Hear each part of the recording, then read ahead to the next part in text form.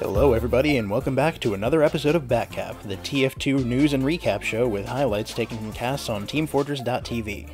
This is episode 67 and we'll be running through the news, match results, and highlights from June 10th to the 17th.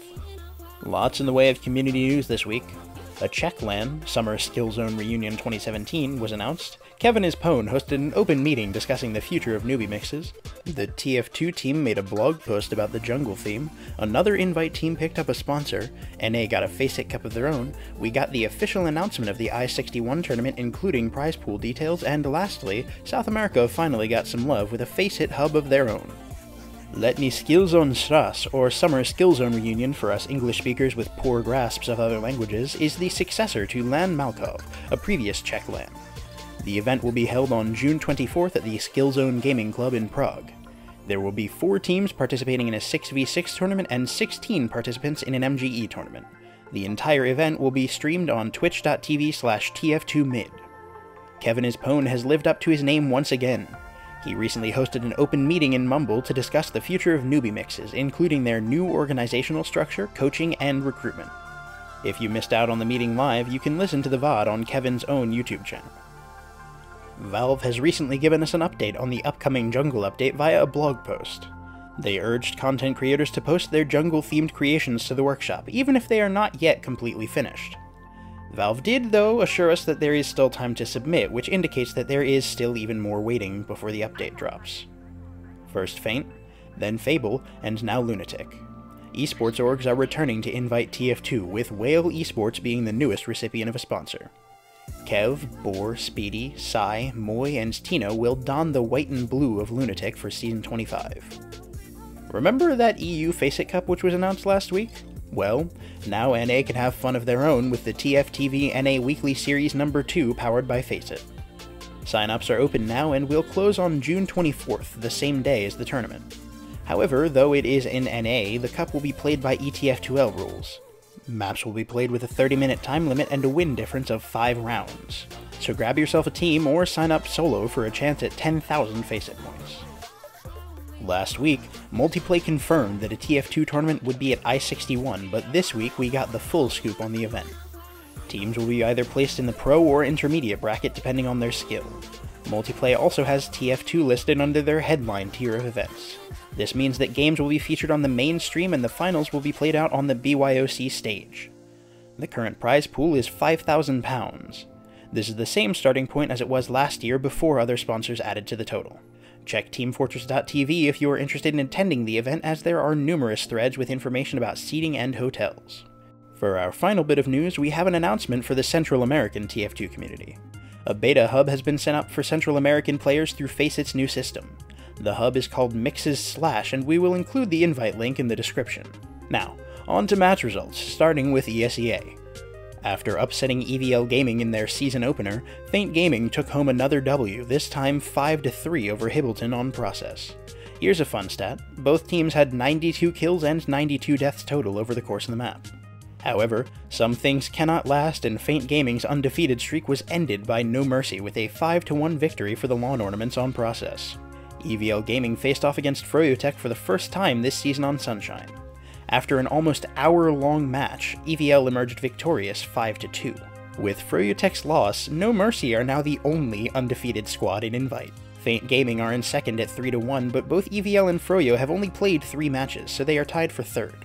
Hibbleton are 2-2 right in the middle of the division. Legalize Ranch and Meat Market are tied for 6th, with Fable Esports and LunatiK both searching for a win at the bottom. Over in ETF2L, Arctic Foxes and Lopander traded maps in their Week 3 meeting. Arctic Foxes took Reckoner 3-0 and Lopander won Gullywash 3-2. Lopander continued with an affinity for 3-0 victories as they swept the absolute nuts with the same score on Gullywash and Product. 7 dispatched Lego by win difference on both maps, 6-1 on Gully and 3-0 on Product. Unlike their soft-serve rivals, 7 have managed to hold on to their position at the top of the Premiership tables. Lego are in second, followed by Lopander and Unexpected. Arctic Foxes are 3-3 in 5th, but have yet to play as many matches as the surrounding teams. Nerd Rage, Antic, and the Absolute Nuts are holding down places 6-8. Our OzFortress game this week was played out between Xeno and Naturewalk. Naturewalk won both maps, Snakewater 4-1 and Product 3-2. Jasmine T have pulled into first in the OzFortress standings. They are followed by No Safe Word, who are also undefeated. Damage Incorporated are in 3rd, followed by Right Wing Death Squad to round out the top 4. Naturewalk, Xeno, Jermaine, and Dog the Boys fill out the rest of the division in that order. That's all the information we've got for you this week, so now you can sit back, relax, and watch some spectacular frags. This isn't looking great for Xeno. No, only one scout and a demo. MD does get a spawn, but Cura's gonna get cleaned up on Cliffside.